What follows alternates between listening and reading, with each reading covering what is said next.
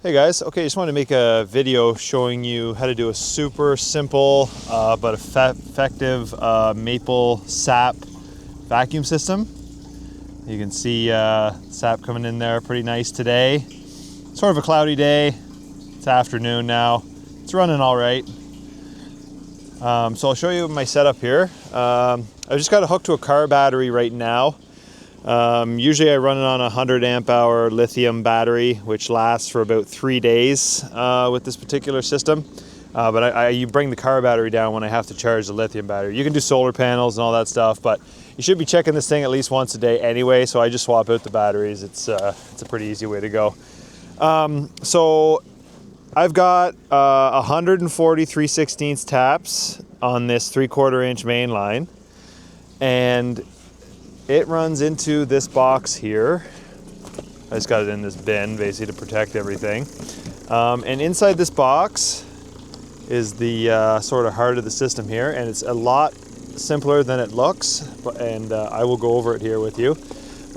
So basically the heart of the system is this SureFlow 4048 diaphragm pump.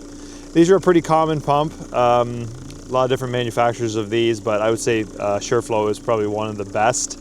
The thing with these pumps is if you get a cheap one, what they're cheaping out it on is the internal parts, and that's, you're just asking for failure. So if you can get a good quality one, this would be the one you want to look for.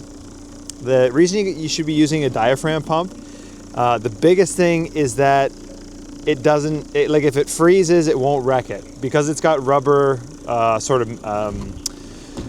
internal components in it, when it freezes and the ice expands, it doesn't break anything. It can expand and contract and it's all good. So that's why you want to use that.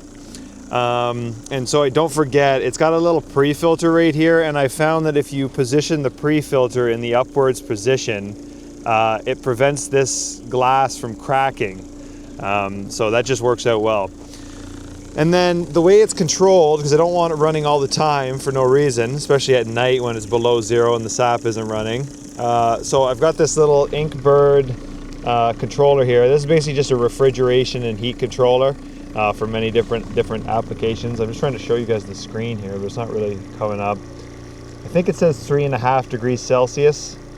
Yeah, 3.5 degrees Celsius. So basically the way I've got this thing set up is the pump kicks on when it's plus 1.5 degrees Celsius, and it shuts the pump off once it gets down to negative 1.5 degrees Celsius.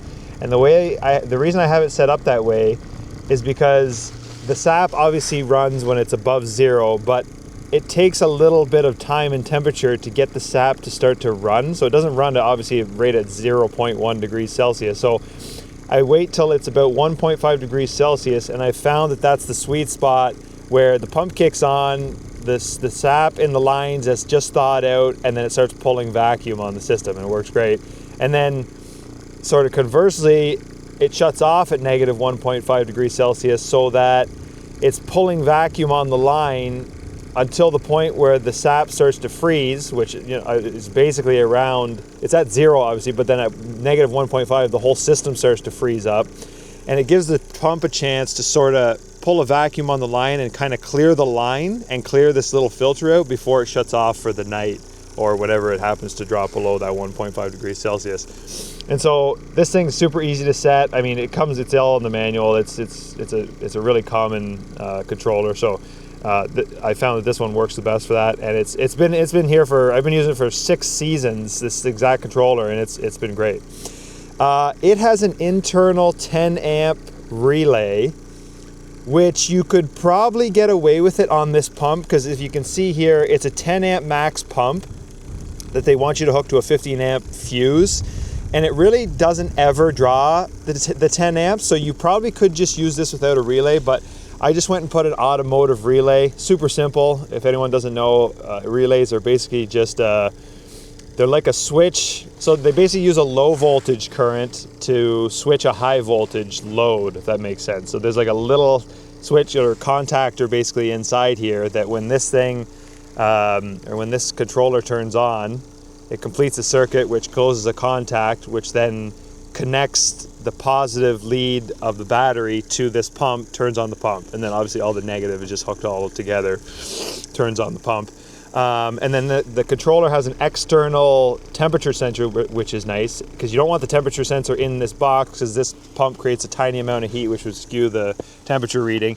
And I keep the sensor on the outside of the container here that I collect the sap in the shade, so it gets a pretty accurate reading because it's black. If it was in the sun, you'd be getting a weird reading. So yeah, this works really well. It pulls a really good vacuum on the whole system, and it definitely increases your sap yield for sure. And one thing it does do, and this is proven for many years by people who do use these systems, that it actually stops bacteria growth, or not, shouldn't say stops, but it slows, because what happens is it doesn't allow as much sap to pull back into the tree at night as it normally would if you weren't on vacuum. And the reason you don't want that is because there's obviously bacteria when the sap leaves the tree, and if that gets sucked in even a small amount, that is starting to close the hole, which obviously in turn reduces your sap yield. So it's definitely worth doing. And the nice thing about doing this system versus some huge system with a releaser and a huge pump and all that stuff is you can have multiple of these units on these tanks for a relatively low cost and low maintenance. So you just need the pump, controller, and the battery, and you're good to go. So you don't have to have one giant system. You can have multiple of these systems, and they work great. So yeah, I hope I covered everything I wanted to cover. If I didn't, just leave a comment there and I'll try to answer any questions. But yeah, thank you for watching.